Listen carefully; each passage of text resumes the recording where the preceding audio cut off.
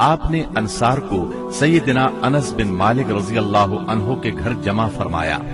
مہاجرین کی تعداد 45 تھی۔ آپ مہاجرین اور انصار میں سے ایک ایک کو بلاتے گئے اور فرماتے گئے تم بھائی بھائی ہو۔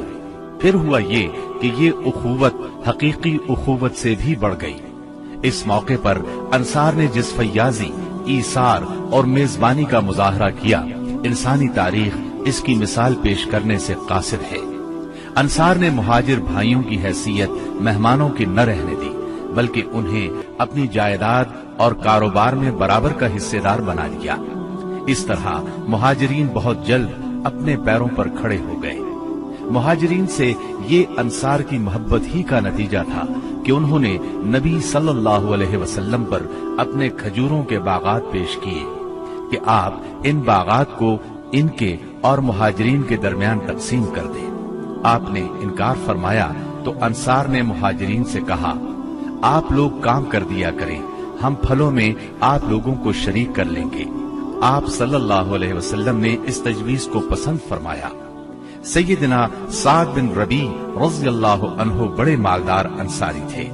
انہوں نے اپنے مہاجر بھائی سیدنا عبد الرحمن بن عوف رضی اللہ عنہ سے کہا، میرا مال آدھا آدھا تقسیم کر لو، میری 2 بیویاں ہیں، دیکھو جو تمہیں پسند ہو مجھے بتلا دو، میں اسے طلاق دے دیتا ہوں، عدت گزر جائے تو اس سے شادی کر لینا۔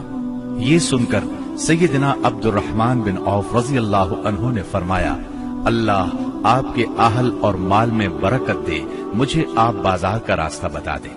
انہوں نے بنو قینقاع کے بازار کا پتہ بتلا دیا۔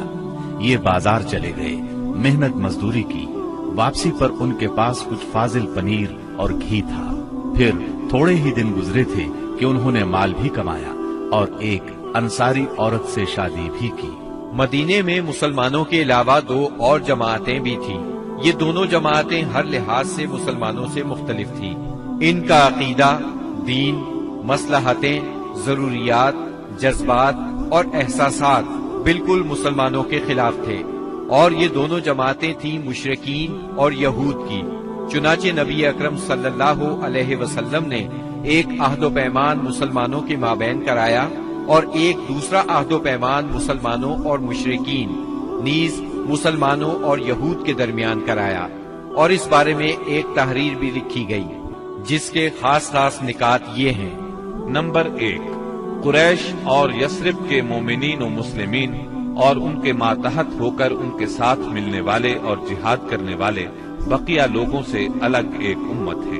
نمبر 2، ان کی دیت کی ادائیگی اور قیدی کی رہائی اہل ایمان کے درمیان سابق دستور کے مطابق ہوگی، اور یہ فدیے اور دیت میں اہل ایمان کی مدد کریں گے۔ نمبر 3، یہ لوگ مفسد، ظالم اور باغی کے خلاف ایک ہاتھ ہو کر اٹھیں گے، چاہے وہ ان کی اپنی اولاد ہی کیوں نہ ہو۔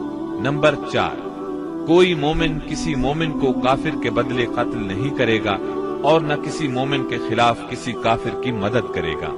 نمبر 5، اللہ کا ذمہ ایک ہے، لہذا ایک معمولی آدمی کا دیا ہوا ذمہ بھی سارے مسلمانوں پر لاگو ہوگا۔ نمبر 6، جو یہود مسلمانوں کے پیروکار ہو جائیں ان کی مدد کی جائے گی اور وہ دوسرے مسلمانوں کی طرح ہوں گے۔ نمبر 7، مسلمانوں کی صلح ایک ہوگی۔ نمبر 8، جو کسی مومن کو قصدن قتل کر دے اس سے قصاص لیا جائے گا، سوائے اس صورت کے کہ مقتول کے ولی راضی ہو جائیں، اور اہل ایمان پر ضروری ہے کہ سب قاتل کے خلاف اٹھ کھڑے ہوں۔ نمبر 9، کسی مومن کے لیے حلال نہیں کہ کسی ہنگامہ برپا کرنے والے یا بدعتی کی مدد کرے یا اسے ٹھکانہ مہیا کرے۔ نمبر 10، ان کے درمیان کسی بات میں اختلاف ہو تو اسے اللہ اور اس کے رسول کی طرف لوٹایا جائے گا۔ اس عہد و پیمان کے علاوہ نبی اکرم صلی اللہ علیہ وسلم نے مختلف اوقات اور موقعوں پر مسلمانوں سے اسلامی اخوت کا حق بھی بیان فرمایا۔ انہیں آپس میں تعاون، مدد، اتحاد و یگانگت، غم گساری اور خبر گیری کی ترغیب دی، یہاں تک کہ یہ اخوت تاریخ کی انتہائی بلندیوں تک پہنچ گئی۔ باقی رہے مشرکین تو ان کا معاملہ اور تھا۔ ان کی اکثریت اپنے سرداروں اور بڑوں سمیت مسلمان ہو چکی تھی، اور ان میں اتنی سخت نہیں تھی کہ مسلمانوں کے مقابلے میں کھڑے ہو سکیں، لہٰذا ان سے نبی اکرم صلی اللہ علیہ وسلم نے یہ عہد لیا کہ کوئی مشرک قریش کی جان و مال کو پناہ نہیں دے گا اور نہ کسی مومن کے آگے اس کی حفاظت کے لیے رکاوٹ بنے گا۔ اس عہد کے بعد ان کی طرف سے کوئی اندیشہ نہ رہا۔ باقی رہے یہود، تو ان کے ساتھ نبی اکرم صلی اللہ علیہ وسلم نے جو معاہدہ کیا اس کے خاص نکات یہ ہیں۔ نمبر 1، یہود مسلمانوں کے ساتھ ایک امت ہوں گے، ان کے لیے ان کا دین اور مسلمانوں کے لیے مسلمانوں کا دین ہوگا، ان کے ذمے ان کا خرچ ہوگا اور مسلمانوں کے ذمے مسلمانوں کا خرچ ہوگا۔ نمبر 2، جو طاقت اس معاہدے کے کسی بھی فریق سے جنگ کرے گی یا یثرب پر حملہ کرے گی، سب آپس میں اس کے خلاف تعاون کریں گے اور ہر ایک اپنی جانب کا دفاع کرے گا۔ نمبر 3، اس معاہدے کے شرکاء کے درمیان خیر خواہی، خیر اندیشی اور نیکوکاری کے تعلقات ہوں گے، گناہ کے نہیں۔ نمبر 4، آدمی اپنے حلیف کے جرم میں نہیں پکڑا جائے گا۔ نمبر 5، مظلوم کی مدد کی جائے گی۔ نمبر 6، جب تک جنگ برپا رہے گی یہود بھی مسلمانوں کے ساتھ خرچ برداشت کریں گے۔ نمبر 7، اس معاہدے کے شرکاء پر یثرب میں ہنگامہ آرائی اور کشت و خون حرام ہوگا۔ نمبر 8، اگر ان میں کوئی ہنگامہ یا جھگڑا برپا ہو جائے تو اس کا فیصلہ اللہ اور اس کے رسول کریں گے۔ نمبر 9، قریش اور ان کے مددگاروں کو پناہ نہیں دی جائے گی۔ نمبر 10، یہ معاہدہ کسی ظالم یا مجرم کے لیے آڑ نہیں بنے گا۔ اس معاہدے کی روح سے یثرب کے سارے باشندے مسلمان، مشرکین اور یہود ایک ہی وحدت کی لڑی میں پرو دیے گئے۔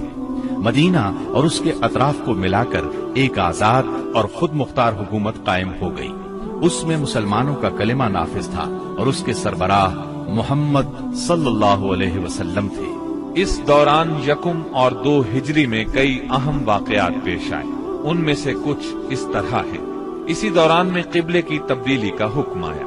مکہ مکرمہ سے ہجرت کر کے مدینہ منورہ آنے کے بعد 16 یا 17 ماہ تک مسلمان بیت المقدس کی طرف رخ کر کے نماز پڑھتے رہے۔ اب حکم آیا کہ خانہ کعبہ یعنی مسجد الحرام کی طرف منہ کر کے نماز ادا کی جائے۔ اسی سال میں رمضان المبارک کے روزے رکھنے اور زکوٰۃ ادا کرنے کے احکام نازل ہوئے۔ پھر عیدین کی نماز اور صدقۃ الفطر کا حکم دیا گیا۔ اسی سال میں پہلی عید الفطر اور پہلی عید الاضحیٰ پڑھی گئی۔ اسی سال نبی کریم صلی اللہ علیہ وسلم نے اپنی پیاری بیٹی سیدہ فاطمہ رضی اللہ عنہا کی شادی سیدنا علی رضی اللہ عنہ سے کی۔ سب سے بڑھ کر یہ کہ اسی سال میں مسلمانوں پر حکم الہی سے جہاد فرض کیا گیا اور مسلمانوں کو اپنے دفاع کا حق دیا گیا۔ مکہ معظمہ میں صرف تبلیغ کا حکم تھا، اب اپنے تحفظ میں تلوار اٹھانے کا حکم آ گیا۔ چنانچہ سریوں اور غزوات کا آغاز ہوا۔ جن جنگوں میں آپ نے کسی صحابی کو امیر لشکر بنا کر بھیجا وہ سریہ کہلاتی ہے، اور جن جنگی مارکوں میں آپ خود امیر لشکر ہوئے وہ غزوہ کہلاتے ہیں۔ تاریخ اسلام میں غزوات کی تعداد 21 سے لے کر 27 تک بیان کی جاتی ہے، جبکہ سریوں کی تعداد اس سے کہیں زیادہ ہے۔ اس سال کے دوران کئی غزوات ہوئے، لیکن سب سے مشہور غزوہ بدر ہے۔ نبی کریم صلی اللہ علیہ وسلم جب ہجرت کر کے مدینہ منورہ پہنچے تو ان دنوں مدینے میں ایک نہایت دولت مند اور با اثر شخص عبداللہ بن ابی تھا۔ ہجرت سے پہلے انصار میں اس کا بہت اثر و رسوخ تھا۔ انصار اسے اپنا سردار بنانے والے تھے، بلکہ اس کی تاج پوشی کے لیے ایک تاج بنوا لیا گیا تھا۔ اسی دوران میں آپ صلی اللہ علیہ وسلم ہجرت کر کے مدینہ پہنچے اور انصار کے دونوں قبائل نے آپ کے ہاتھ پر بیعت کر لی، اور میثاق مدینہ کے ذریعے سے یہودیوں نے بھی آپ کی قیادت کو تسلیم کر لیا۔ اس سے عبداللہ بن ابی کی سرداری کے منصوبے دھرے کے دھرے رہ گئے۔ اس بنا پر اس نے آپ کی مخالفت پر کمر باندھ دی۔ ادھر مشرکین مکہ جو اسلام، مسلمانوں اور رسول اللہ صلی اللہ علیہ وسلم کی دشمنی میں جل بھن رہے تھے، انہوں نے عبداللہ بن ابی کو ایک دھمکی آمیز خط تحریر کیا۔ اس خط میں انہوں نے 2 ٹوک الفاظ میں لکھا: آپ لوگوں نے ہمارے صاحب کو پناہ دے رکھی ہے، اس لیے ہم اللہ کی قسم کھا کر کہتے ہیں یا تو آپ لوگ اس سے لڑائی کریں یا اسے نکال دیں، یا پھر ہم اپنی پوری جمعیت کے ساتھ آپ لوگوں پر چڑھائی کر کے آپ کے سارے جنگجوؤں کو قتل کر دیں گے اور آپ کی عورتوں کی حرمت پامال کر دیں گے۔ جب یہ خط عبداللہ بن ابی اور اس کے ساتھیوں کو ملا تو وہ رسول اللہ صلی اللہ علیہ وسلم سے جنگ کے لیے تیار ہو گئے۔ نبی اکرم صلی اللہ علیہ وسلم کو اس کی خبر ہوئی تو آپ ان کے پاس تشریف لے گئے اور فرمایا، قریش کی دھمکی تم لوگوں پر بہت گہرا اثر کر گئی ہے۔ تم خود اپنے آپ کو جتنا نقصان پہنچا دینا چاہتے ہو، قریش تمہیں اس سے زیادہ نقصان نہیں پہنچا سکتے۔ تم اپنے بیٹوں اور بھائیوں سے خود ہی لڑنا چاہتے ہو۔ نبی اکرم صلی اللہ علیہ وسلم کی یہ بات سن کر لوگ بکھر گئے۔ اس وقت تو عبداللہ بن ابی جنگ کے ارادے سے باز آ گیا، کیونکہ اس کے ساتھی ڈھیلے پڑ گئے تھے یا بات ان کی سمجھ میں آ گئی تھی، لیکن حقیقت میں قریش کے ساتھ اس کے تعلقات خفیہ طور پر قائم رہے، کیونکہ مسلمانوں اور مشرکین کے درمیان شر اور فساد کا کوئی موقع وہ ہاتھ سے جانے نہیں دینا چاہتا تھا۔ پھر اس نے اپنے ساتھ یہود کو بھی ملا رکھا تھا تاکہ اس معاملے میں ان سے بھی مدد حاصل کرے، لیکن وہ تو نبی صلی اللہ علیہ وسلم کی حکمت تھی جو رہ رہ کر شر و فساد کی آگ کو بجھا دیتی تھی۔ مسلمانوں کی ہجرت اور مدینے میں ان کی کامیابی سے کفار مکہ بہت تل ملا رہے تھے اور مدینے پر چڑھائی کے بہانے ڈھونڈ رہے تھے۔ رسول اللہ صلی اللہ علیہ وسلم کے بڑھتے ہوئے اقتدار اور اسلام کی اشاعت نے مکہ میں ابو جہل اور ابو سفیان کو سخت بے چین کر دیا تھا۔ یہی کیفیت مدینے میں عبداللہ بن ابی کی تھی۔ اس نے قریش کے حوصلے بڑھائے اور انہیں یقین دہانی کرائی کہ اگر تم نے مدینے پر دھاوا بولا تو یہودی تمہارا ساتھ دیں گے۔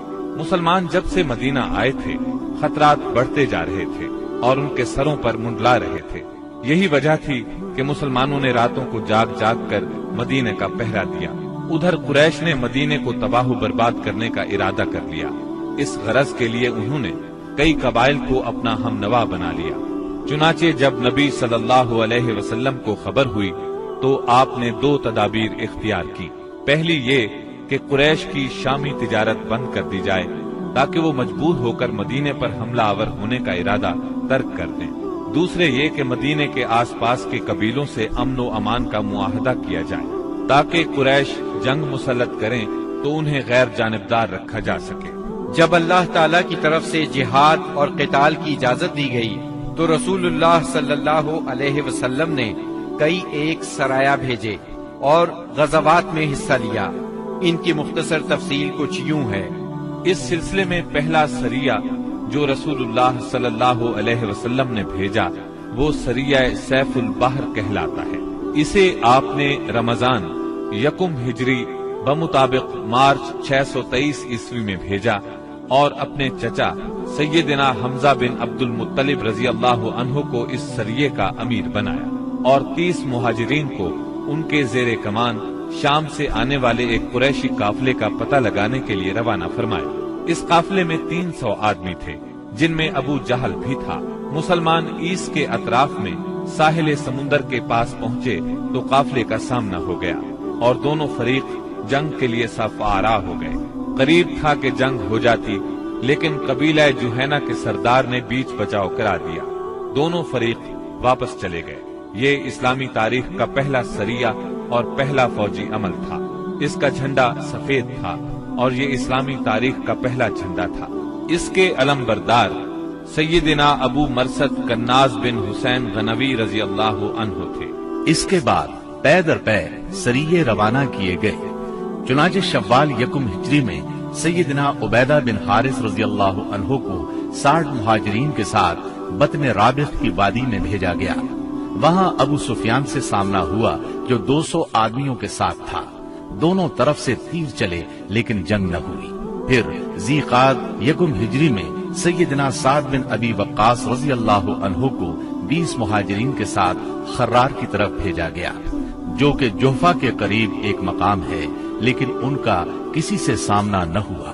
اس کے بعد سفر 2 ہجری میں 70 مہاجرین کے ساتھ رسول اللہ صلی اللہ علیہ وسلم خود نکلے اور ابوا یا ودان تشریف لے گئے۔ مہم کا مقصد قریش کے ایک قافلے کی راہ روکنا تھا، لیکن کسی سے سامنا نہ ہوا۔ یہ پہلی مہم تھی جس میں رسول اللہ صلی اللہ علیہ وسلم بذات خود نکلے۔ اس کے بعد ربیع الاول 2 ہجری میں رسول اللہ صلی اللہ علیہ وسلم 200 صحابہ کے ساتھ روانہ ہوئے۔ مقصود قریش کا قافلہ تھا، جس میں امیہ بن خلف سمیت قریش کے 100 آدمی اور 2500 اونٹ تھے۔ آپ رضوہ کے اطراف میں مقام بواد تک تشریف لے گئے، لیکن کسی سے سامنا نہ ہوا۔ اسی مہینے میں قرز بن جابر فہری نے مشرکین کی ایک مختصر سی فوج کے ساتھ مدینہ کی چراگاہ پر چھاپا مارا اور کچھ مویشی ہانک کر لے گیا۔ رسول اللہ صلی اللہ علیہ وسلم نے 70 صحابہ کے ہمراہ اس کا تعاقب کیا اور بدر کے اطراف میں واقع وادی صفوان تک تشریف لے گئے، لیکن قرز نکل بھاگا۔